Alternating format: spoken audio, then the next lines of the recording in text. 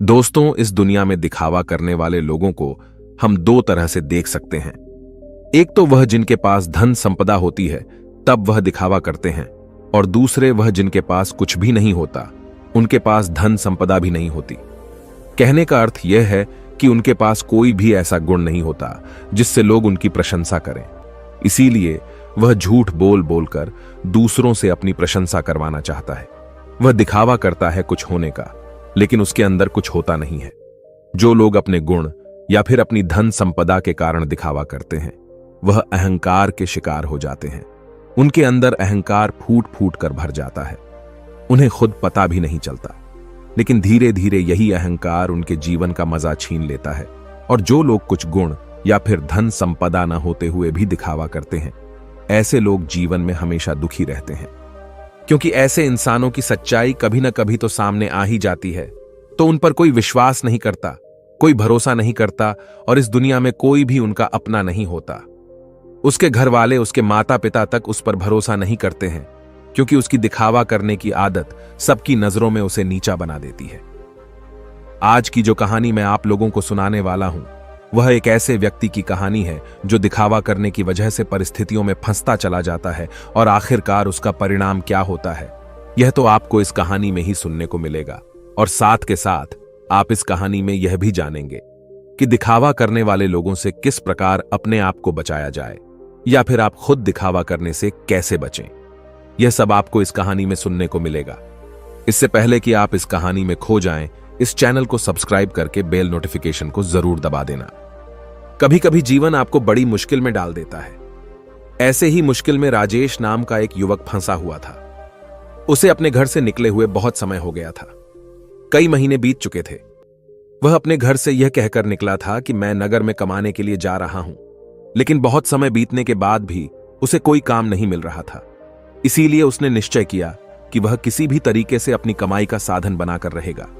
उसने अपने ही जैसे 3-4 युवकों की टोली बना ली थी, और उन सब ने योजना बनाई थी कि वह किसी भी धनवान व्यक्ति को बुद्धू बनाकर उसका धन उससे हासिल कर लेंगे। छल, कपट, झूठ और प्रपंच, यही राजेश और उसके साथियों के हथियार थे। उन्होंने योजना तो बना ली थी, लेकिन उन्हें यह समझ में नहीं आ रहा था कि वो अपने शिकार को ढूंढेंगे कैसे, और ढूंढने के बाद उसे बुद्धू बनाकर उसका धन कैसे लूटेंगे। आखिरकार उन चारों ने योजना बना ली। उनकी योजना थी कि वह किसी ऐसे स्थान पर जाएंगे जहां पर बहुत सारे अमीर लोग आते हों, और वहां पर उन अमीरों में जो भी आदमी सबसे ज्यादा दिखावा करेगा, उनका शिकार वही होगा। उन्होंने नगर में एक ऐसी जगह ढूंढ ली थी जहां पर नगर के ज्यादातर अमीर लोग जुआ खेलने के लिए आते थे। उन चारों की योजना थी कि वह एक ऐसा नाटक रचेंगे जिसमें राजेश किसी नगर का महाराज कहलाया जाएगा, और उसके सभी साथियों में से 2 साथी उसके अंगरक्षक होने का अभिनय करेंगे। सिर्फ राजेश ही नहीं था जो राजा होने का दिखावा कर रहा था, उसके साथ उसका दूसरा साथी भी था जो किसी दूसरे नगर का राजा होने का दिखावा कर रहा था। आखिर उनकी योजना क्या थी, यह आपको कुछ देर में पता चल जाएगा। अगले दिन से सुबह सुबह सारे लोग अपने पात्र के हिसाब से वस्त्र धारण करके उस जगह पहुंचे जहां पर शहर के ज्यादातर अमीर लोग जुआ खेलने के लिए आते थे। राजेश उस जगह पर एक नगर का महाराज बनकर पहुंचा था, जिसके पीछे उसके साथी अंगरक्षक साथ साथ चल रहे थे। सब अमीर लोगों की नजर उन पर टिकी हुई थी, क्योंकि राजेश उन सब में सबसे ज्यादा अमीर लग रहा था। उसकी वेशभूषा बेशकीमती लग रही थी, बेहद आकर्षक लग रही थी, जिससे सभी लोग उसकी तरफ आकर्षित हो गए थे। कुछ समय बाद राजेश एक ऐसी जगह पर जाकर बैठा जो सिर्फ बहुत जरूरी लोगों के लिए बनी हुई थी। जब राजेश वहां पर जाकर बैठा तो उसके अंगरक्षक वहीं उसके पास खड़े हुए थे। सब आपस में चर्चा करते हुए एक दूसरे से पूछ रहे थे कि ये किस नगर के महाराज हैं। उसी भीड़ में राजेश का एक और साथी मौजूद था। उसने उन सबको संबोधित करते हुए बताया कि राजेश किसी बड़े नगर का बड़ा महाराज है, और सबने उसकी बात पर यकीन कर लिया। अब वह अमीर लोग जो ज्यादातर दिखावा करते थे, जो किसी बड़े आदमी से अपना सम्मान सुनने के लिए तरसते रहते थे, ऐसे लोग राजेश के आसपास मंडराने लगे थे।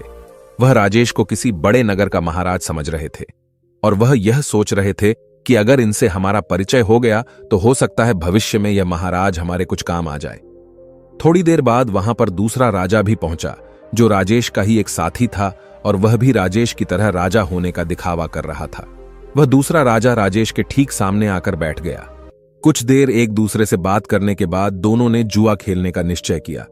कुछ समय बाद जुए की बड़ी बड़ी बाजियां खेली जाने लगी और राजेश, जो किसी नगर का महाराज होने का दिखावा कर रहा था, वह इस जुए में बहुत बड़ी रकम हार गया। लेकिन जब राजेश ने हारी हुई रकम निकालने के लिए अपनी पोटली ढूंढनी चाही तो उसे अपनी पोटली मिल ही नहीं रही थी। बहुत देर ढूंढने के बाद भी जब उसे पोटली नहीं मिली तो वह गुस्से से भरकर अपने अंगरक्षकों को डांटने लगा और डांटते हुए उनसे अपनी पोटली के बारे में पूछने लगा। लेकिन उसके अंगरक्षकों के पास इसका कोई जवाब नहीं था। वह सब नीची गर्दन करके खड़े हुए थे। राजेश ने बड़े ही शांत स्वर में अपने सामने बैठे हुए राजा से कहा कि देखिए, लगता है कि हमारी सोने के सिक्कों से भरी पोटली कहीं पर गुम गई है।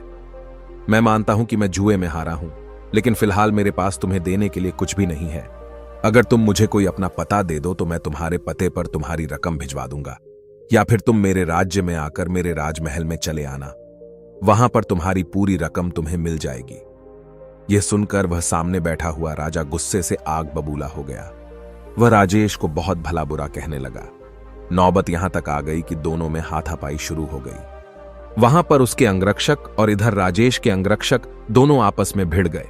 कुछ देर बाद एक अमीर आदमी उन दोनों के बीच में पहुंचा और उन दोनों का झगड़ा सुलझाते हुए उसने कहा कि महाराज, आप मुझसे कुछ धन उधार ले लीजिए। आपको लड़ने की जरूरत नहीं है। यह आपको शोभा नहीं देता। यह आपकी शान के खिलाफ है। मैं आपको धन उधार दे देता हूं। आप मेरा धन मुझे लौटा देना। यह राह, मेरा पता और अपना पता देते हुए उस अमीर आदमी ने राजेश को बहुत सारे सोने के सिक्के दे दिए। जितने वह जुए में हारा था उसने उसी के सामने बैठे हुए राजा के मुंह पर फेंक कर मारे और उस राजा से कहा कि हमारे लिए इन मुद्राओं की कोई कीमत नहीं है। तुम हमें जानते नहीं हो कि हम कितने बड़े महाराज हैं। हमारा नगर कितना बड़ा है, कितना खुशहाल है। अगर तुम कभी हमारे नगर में आओगे तो तुम्हें पता चलेगा इस सज्जन ने मेरी मदद की है और बदले में मैं इसे इसका इनाम जरूर दूंगा। और यह कहते हुए राजेश ने उसे अपने नगर का पता देते हुए कहा कि अगर तुम हमारी मदद नहीं करते तो शायद आज हमें अपमानित होना पड़ता, लेकिन तुमने हमारी इज्जत बचाई है और बदले में हम तुम्हें सम्मान से नवाजेंगे। तुम्हें कभी भी किसी भी चीज की जरूरत हो तो तुम बेहिचक हमारे नगर में हमारे राजमहल के अंदर चले आना। तुम्हारे लिए हमारे राजमहल के दरवाजे हमेशा खुले रहेंगे। वह अमीर आदमी तो चाहता ही यही था कि किसी तरह मेरा काम निकल जाए, किसी तरह मैं महाराज की नजर में ऊंचा बन जाऊं कि भविष्य में कोई मैं अपना काम उनसे निकलवा सकूं। थोड़ी देर बाद संध्या हो चुकी थी और संध्या समय सभी अपने घर की तरफ प्रस्थान कर गए। राजेश ने भी उस अमीर आदमी से जाने के लिए आज्ञा मांगी और कुछ समय में उसका धन वापस लौटाने का वादा करते हुए राजेश वहां से अपने अंगरक्षकों के साथ प्रस्थान कर गया। उनके द्वारा रचे गए नाटक में एक अमीर आदमी फंस चुका था, जिससे उन्होंने बहुत सारा धन भी ऐंठ लिया था। राजेश ने योजना बनाई थी कि जैसे ही वह किसी अमीर आदमी को बेवकूफ बना देगा तभी वह इस नगर को छोड़ देगा, क्योंकि यहां पर रहना अब खतरनाक साबित हो सकता था। इसीलिए उसने अपने साथी को बुलाने के लिए कहा जो दूसरे राजा का अभिनय कर रहा था, क्योंकि सोने के सिक्कों से भरी पोटली तो उसी के पास थी। लेकिन बहुत ढूंढने के बाद भी राजेश का साथी उसे कहीं नहीं मिला। अब राजेश को आभास हो गया था कि उसके साथी ने उसी को बेवकूफ बनाया है और सारा धन लेकर रफू चक्कर हो गया है। जब राजेश को इस बात का पता चला तो उसे बहुत दुख हुआ। उसे कोई रास्ता नहीं सूझ रहा था। बिना धन के वह इस नगर को छोड़ भी नहीं सकता था, क्योंकि कहीं जाने के लिए भी धन चाहिए था। और जिस अमीर आदमी से उसने धन उधार लिया था वह उसे इस नगर में जरूर किसी न किसी दिन पकड़ लेगा, और जिस दिन वह उसे पकड़ लेगा उसे लंबी कारावास हो जाएगी। यहां पर समझने की बात यह थी कि वह अमीर आदमी उन लोगों के बीच में दिखावा करने की कोशिश कर रहा था कि मैं राजा के कितने करीब हूं। मैं उनकी मदद करता हूं ताकि दूसरे अमीर लोगों को यह लगे कि उसके संपर्क बहुत ऊंचे ऊंचे हैं। यह बहुत अमीर और बहुत रईस लोगों के बीच में उठता बैठता है, जिससे उसका ओहदा अपने साथियों के बीच बढ़ सके। इसीलिए उसने दिखावे की वजह से राजेश रूपी राजा को वह धन उधार दे दिया था। और राजेश तो जैसा कि आप सबको पता है, वह तो इसीलिए दिखावा कर रहा था कि वह किसी को अपना शिकार बना सके। लेकिन वह कहते हैं कि जैसी करनी वैसी भरनी, दोनों को दिखावे की सजा मिली। उस अमीर आदमी का धन लुट गया और यहां राजेश को उसके साथी ने ही बेवकूफ बना दिया था। कुछ समय बाद राजेश को उस नगर के दरबारियों ने ढूंढना शुरू कर दिया, क्योंकि उस अमीर आदमी को पता चल चुका था कि उसके साथ छल हुआ है, उसके साथ कपट हुआ है, और वह किसी भी कीमत पर राजेश को ढूंढना चाहता था। इसीलिए राजेश को छुपकर जंगल के रास्ते से वह नगर छोड़कर भागना पड़ा। जंगल में छुपते छुपाते वह एक दिन एक भिक्षु की कुटिया में पहुंचा, जहां पर एक भिक्षु ध्यान कर रहा था। राजेश उस भिक्षु के चेहरे की सादगी देखकर उसकी तरफ बहुत आकर्षित हो गया। उनके ध्यान से बाहर आने का इंतजार करने लगा। कुछ देर बाद भिक्षु ने जब अपनी आंखें खोली तो उन्होंने सामने बैठे राजेश को देखा। उन्होंने राजेश न से पूछा कि तुम कहां जा रहे हो और यहां पर मुझसे क्या चाहते हो। राजेश उनके चरणों में गिर पड़ा और रोते हुए उनको बोला, गुरुदेव, मैं दिखावा कर करके थक चुका हूं। मुझे कोई रास्ता नजर नहीं आ रहा। घर वालों के सामने मुझे दिखावा करना पड़ता है कि मैं नगर में कोई काम कर रहा हूं और नगर में मैं लोगों को बेवकूफ बनाता हूं, उनके साथ छल करता हूं, कपट करता हूं। मेरा पूरा अस्तित्व दिखावे पर टिका हुआ है। कृपया करके मुझे कोई ऐसा तरीका बताएं जिससे मैं आपकी तरह सादगी भरा जीवन जी सकूं, खुश होकर शांत होकर अपने जीवन का मजा ले सकूं। मैं थक गया हूं। भिक्षु ने मुस्कुराते हुए कहा कि सारी दुनिया दिखावा ही तो कर रही है। कोई अगर तुमसे कहता है कि तुम तो बहुत ही ईमानदार आदमी हो तो तुम खुश हो जाते हो, ये जानते हुए कि तुम एक झूठे और मक्कार आदमी हो। हर जगह, हर परिस्थिति में जब भी किसी इंसान को मौका मिलता है तो वह दिखावा करने से चूकता नहीं है। यह तुमने भी जरूर महसूस किया होगा। दिखावा करने के बाद तुम्हें तो यह लगता है कि तुम बहुत समझदार हो, तुम चालाक हो, लेकिन चालाक होने के कारण तुम्हारे जीवन की सरलता खो जाती है। तुम साधारण नहीं रह पाते। तुम हर जगह दिखावा करने की कोशिश करते हो और इसीलिए जीवन के आनंद को तुम कभी महसूस ही नहीं कर पाते। लेकिन समझने की बात यह होती है कि आदमी दूसरे के सामने दिखावा तभी करता है जब वह सामने वाले की नजर में ऊंचा होना चाहता है। अगर तुम सामने वाले से प्रभावित नहीं होते तो तुम्हें दिखावा करने की कोई जरूरत ही नहीं रहेगी, क्योंकि तुम किसी न किसी तरह सामने वाले आदमी को आकर्षित करना चाहते हो, उसे अपनी ओर खींचना चाहते हो, और यही दिखावे का सबसे बड़ा कारण होता है। लेकिन जो इंसान तुम्हारे दिखावा करने की वजह से तुम्हारी तरफ आकर्षित हुआ है, तो कल अगर उसे तुम्हारी सच्चाई पता चलेगी तो वह तुमसे दूर भी हो जाएगा। इसीलिए दिखावा करने की वजह से अपने भी हमसे दूर होते चले जाते हैं। हमें इसका कभी एहसास ही नहीं होता और हम अकेले पड़ते चले जाते हैं। आखिरकार हम पाते हैं कि हमारे आसपास कोई भी मौजूद नहीं है जिसे हम अपना कह सकें, जिससे हम अपने दिल की बात कर सकें, क्योंकि हर इंसान के सामने हमने सिर्फ दिखावा ही किया है। लेकिन जो इंसान अपने आप को जानता है, अपने एकांत में स्थापित हो गया है, उसे किसी के आने जाने से कोई फर्क नहीं पड़ता। वह तो बस अपने एकांत का आनंद उठाता है। कोई आए तो ठीक और जाए तो भी ठीक। वह किसी को आकर्षित करने की कोशिश नहीं करेगा और इसीलिए उसका जीवन सरल होता चला जाएगा, साधारण होता चला जाएगा, और जितने सरल तुम बनते जाओगे उतनी ही आसानी से तुम ध्यान में प्रविष्ट हो पाओगे। जीवन एक परीक्षा है, लेकिन कुछ लोग उस परीक्षा में संघर्ष नहीं कर पाते और वह लोग एक दिखावे का रास्ता अपना लेते हैं। उस जीवन को पूरी सच्चाई से जीना ही नहीं चाहते। वह खुद की सच्चाई को भी खुद स्वीकार नहीं करना चाहते। ऐसे बहुत से लोग होते हैं जिनके अंदर बहुत सारी बुराइयां होती हैं, लेकिन वह अपनी बुराइयों को कभी खुद महसूस ही नहीं कर पाते, खुद स्वीकार ही नहीं कर पाते। उन्हें पता होता है कि उनके अंदर यह कमी है, लेकिन अहंकार व दिखावे के कारण न तो वह अपनी बुराई सामने वाले के सामने बता पाते हैं और न ही उसको खुद स्वीकार करके उसको ठीक कर पाते हैं। इसीलिए सबसे पहले दिखावे की दुनिया को छोड़ो, बनावटी दुनिया को दूर हटा दो, क्योंकि जब बनावटी दुनिया तुमसे दूर होगी तो ही तुम्हारा मन स्वच्छ हो पाएगा, निर्मल हो पाएगा, और जितना मन तुम्हारा निर्मल होगा उतने ही अच्छे लोग तुम्हारे संपर्क में आते रहेंगे, और जितना कपटी तुम्हारा मन होगा तो कपटी लोग ही तुम्हें मिलते जाएंगे।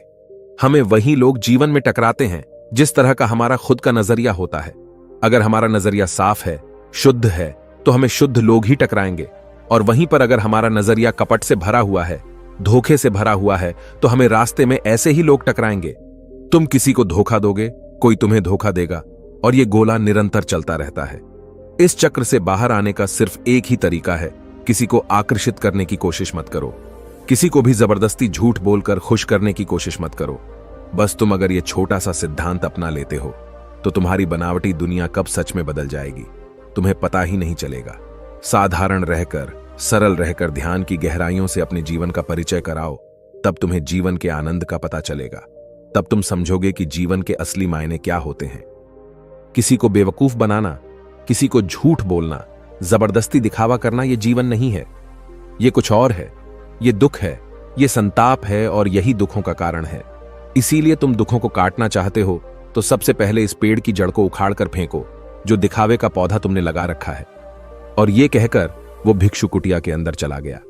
उनके जाने के बाद राजेश ने महसूस किया कि उसके जीवन में जितनी भी समस्याएं हैं उसके पीछे मूलभूत कारण उसका दिखावा ही है। अगर वह दिखावा करना छोड़ देता है तो जाहिर सी बात है वह झूठ बोलना भी छोड़ देगा। फिर कैसी भी परिस्थिति हो वह सिर्फ सच बोलेगा, और जब सच बोलने की हिम्मत उसमें आ जाएगी तो उसका जीवन खुद ही परिवर्तित हो जाएगा। ऐसे ही विचारों में डूबा हुआ वह उस जंगल को पार कर गया। दोस्तों, आपने आज के इस वीडियो से क्या सीखा वह मुझे आप कमेंट में बता सकते हैं। इसी के साथ में उम्मीद है कि आपको आज की वीडियो पसंद आई होगी, तो इस वीडियो को उस इंसान को शेयर करें जिससे यह कहानी सुनने की जरूरत है, और उसी के ठीक बाद चैनल को सब्सक्राइब करें। तो चलिए फिर मिलते हैं ऐसी एक और नई वीडियो में एक नए मैसेज के साथ। तब तक के लिए अपना ख्याल रखें। धन्यवाद और नमो बुद्धाय।